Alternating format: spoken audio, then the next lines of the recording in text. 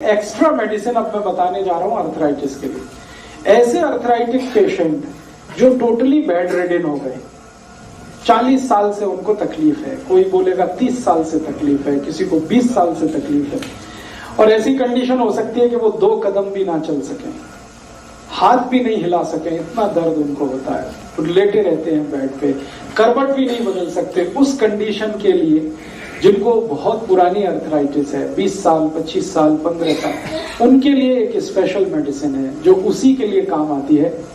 वो एक पेड़ से बनती है। एक पेड़ होता है, उसको हम कहते हैं हार सिंगार, पारिजात। संस्कृत में उसको पारिजात कहते हैं, हिंदी में हार सिंगार। उसमें सफेद रंग के फूल आते हैं और नारंगी रंग की डंडी। सफेद रंग का फूल छोटा होता है, नारंगी डंडी होती है। फूल में बहुत तेज खुशबू आती है।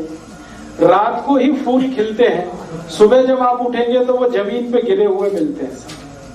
वो है पारिजात, वो है हार सिंगार, है जी। रात की रानी अलग है, हार सिंगार अलग है। नाम क्या बताया? पारिजात। कुछ ऐसे हो सकते हैं 2-4%, लेकिन ज्यादा गिर जाते हैं। और ध्यान ये रखिए कि रात को ही फूल खिलते हैं, खुशबू बहुत तेज होती है, दूर तक आती है।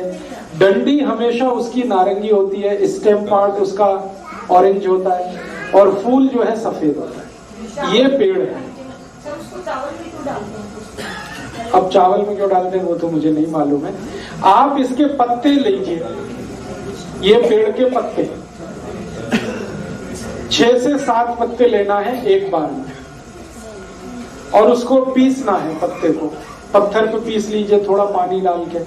पिस गया तो 1 गिलास पानी में वो मिला के, पीसा हुआ चटनी मिला के उसको बॉईल करना है पानी को, और इतना बॉईल करना है कि पानी आधा हो जाए, काढ़ा बन गया।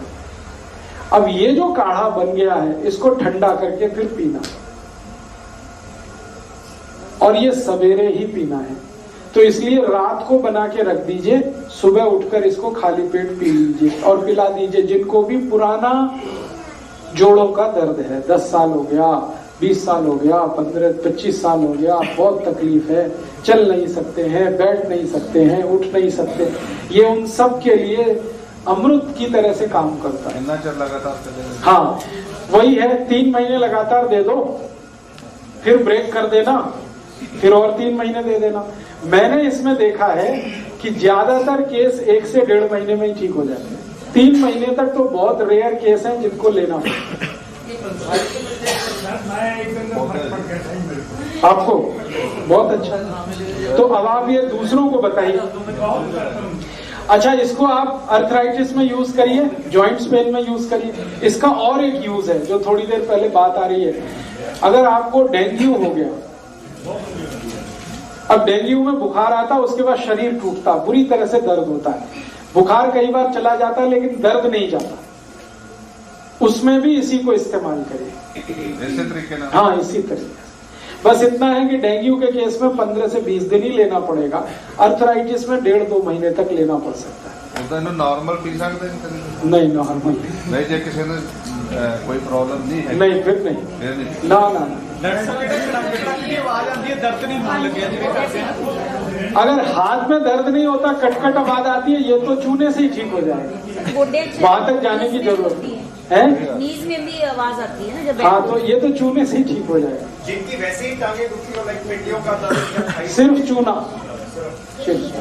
तो इसको फिर रिपीट कर देता हूँ। हार सिंगार का पेड़ है, उसको पहचानना है कि सफेद फूल, छोटे, नारंगी डंडी, फूल की खुशबू बहुत है, रात को फूल खिलते हैं, सवेरे जमीन पे गिरे हुए मिलते हैं। इसके पत्ते को भी पहचानना बहुत आसान है। इसके पत्ते को आप छुएंगे तो कांटे जैसे चुभते, नहीं मिलेगा, कोई नहीं रखता। ये तो जहां पेड़ लगा है वहीं मिलेगा। तो आप इसको घर में लगा लो। ये जो नर्सरी वाले लोग हैं ना, उनसे पौधा लिया और 2-4-5 रुपए का पौधा मिलता है, बिना पानी के होने वाला पौधा है, बहुत तेजी से बढ़ता है, 6 महीने में ही पूरा पेड़ हो जाता है लगाते ही। इसलिए लगाना बहुत आसान है, किसी भी मिट्टी में हो जाता है, कहीं भी हो जाता है, इसलिए लगाने में प्रॉब्लम। तो लगा लो, नहीं तो ढूंढ लो, पटियाला में कहीं ना कहीं तो मिल जाए।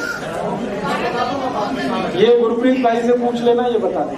अब आपको जो ध्यान रखना है वो ये कि इसके फूल नहीं लेने हैं, पत्ते 6-7 पत्ते।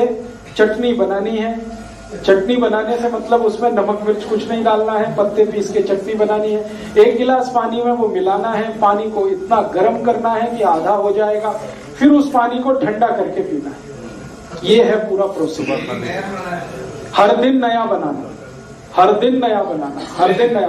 रात को बना के रख देना, सवेरे उठ के पी लेना, दोबारा गर्म नहीं करना। एक बार जो बन गया रात को रख दिया, सवेरे पी। अब इसमें आप ये करेंगे कि फिल्टर करके पीना है क्या? बिना फिल्टर करके पिएंगे तो जल्दी परिणाम है, फिल्टर करके पिएंगे तो परिणाम आएगा लेकिन थोड़ा देर लगेगा। ਜਿਹੜੇ पेशेंट मेडिसिन ले रहे हैं वो रोकने, हाँ मेडिसिन रोक दीजिए, इसको दे दीजिए। 100% रिजल्ट है इसके। एक भी आज तक पेशेंट मुझे ये नहीं बोला कि मुझे इसका फायदा नहीं हुआ। हाँ ये एडिशनल है और एक्सक्लूसिव है। इसको लेने के बाद कुछ लेने की जरूरत नहीं पड़ती, ना चूना ना मेथी का दाना। डेंगू पेशेंट भी इसको ले सकते हैं। और जितने तरह के आपको बीमारी आती है, बुखार जिसमें जोड़ों के दर्द आ जाते हैं, किसी भी तरह का बुखार जिसमें जोड़ों का दर्द आ जाए और जल्दी ठीक ना हो, उन सब में आप इसको यूज करें। मेथी दाने के साथ में नहीं नहीं नहीं नहीं जी, ये इतनी स्ट्रॉन्ग दवा है कि ये अकेली ही ली जाती है। दूसरा सर इसके अर्थराइटिस के लिए बाबा जी किताब में दिया हुआ है सुंड, मेथी दाना, हल्दी, अश्वगंधा, हल्दी। हाँ जरूर लीजिए। उनके पाउडर के साथ मेरा ये कहना है कि जो किताब में है वो तो आपको मालूम ही है, मैं तो वो बता रहा हूँ जो किताब में नहीं है आपके पास। नहीं, ये उसके साथ नहीं, बिल्कुल नहीं। साथ में एक बार में आप समझ लीजिए, ये एक्सक्लूसिव मेडिसिन है तो अकेली ही ली जाएगी। इसके साथ कुछ भी लेंगे तो तकलीफ हो जाएगी। और एक बीमारी में इसका इस्तेमाल कर सकते हैं, आरए फैक्टर जिनका भी प्रॉब्लमेटिक है और डॉक्टर कहता है कि इसके ठीक होने का कोई चांस नहीं है। कई बार कार्टिलेज पूरी तरह से खत्म हो जाते हैं और डॉक्टर कहता अब कोई चांस नहीं है, नी जॉइंट्स आपको रिप्लेस करने ही पड़ेंगे, हिप जॉइंट्स आपको रिप्लेस करने ही पड़ेंगे। तो जिनके नी जॉइंट्स रिप्लेस करने की नौबत आ गई हो, माने घुटने निकाल के नए लगाने पड़ रहे हो या हिप जॉइंट्स निकाल के नया लगाना पड़ रहा हो, उन सब के लिए ये दवा है। हार सिंगार। कभी भी मेरा आपको कहना है कि नी जॉइंट्स को रिप्लेस मत कराइए, कितना भी अच्छा डॉक्टर आए, कितनी भी बड़ी गारंटी दे, कभी भी मत कराइए उसको। और हिप जॉइंट्स को कभी रिप्लेस मत कराइए। भगवान की जो बनाई हुई है वो कोई नहीं बना के दे सकता आपको दोबारा। आपके पास जो है उसी को रिपेयर करके काम चलाइए। हमारे देश के प्रधानमंत्री श्री अटल जी ने ये प्रयास किया, नी जॉइंट्स का रिप्लेसमेंट हुआ, अमेरिका के बहुत बड़े डॉक्टर ने किया। आज उनकी तकलीफ पहले से ज्यादा है। पहले तो थोड़ा बहुत चल लेते थे, अब तो चलना बिल्कुल बंद हो गया है, कुर्सी पे ले जाना पड़ता है। अब आप सोचो, जब प्रधानमंत्री के साथ ये हो सकता है तो आप तो कॉमन पीपल। इसलिए बड़े बड़े डॉक्टर आते हैं अमेरिका से और हर साल यहाँ कैंप लगाते हैं और इन कैंपों में भीड़ उमड़ती है, नी रिप्लेस कर लो, ये रिप्लेस कर लो। ये मत करिए आप। भगवान ने जो दे दिया है उस पर भरोसा रखिए, उसको रिपेयर कर लीजिए।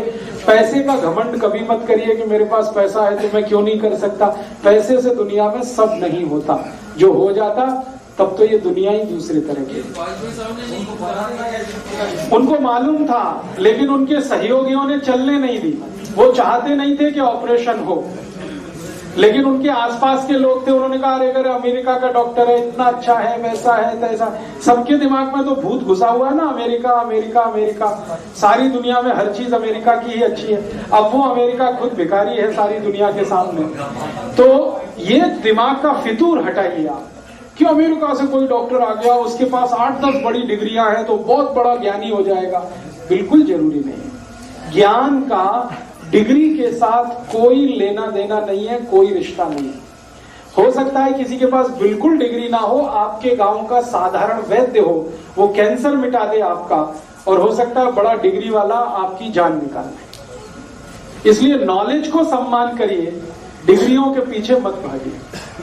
इतना पागलपन हम में आ गया है कि थोड़ा सा ऐसी डिग्री जो हमें भी नहीं समझती, FRCH, MDH, आपको खुद कुछ नहीं मालूम है कि इसका मतलब क्या होता है, आप लगे हैं उसके पीछे के तो बड़ा डॉक्टर है, फीस भी ज्यादा लेता है, दवाएं भी बहुत लिखता है। ये चक्कर छोड़िए, क्योंकि सिंपल मेडिसिन हमारे आसपास में जो उपलब्ध हैं वो इतनी इफेक्टिव हैं जो कोई दूसरी कॉम्प्लिकेटेड मेडिसिन नहीं काम करता।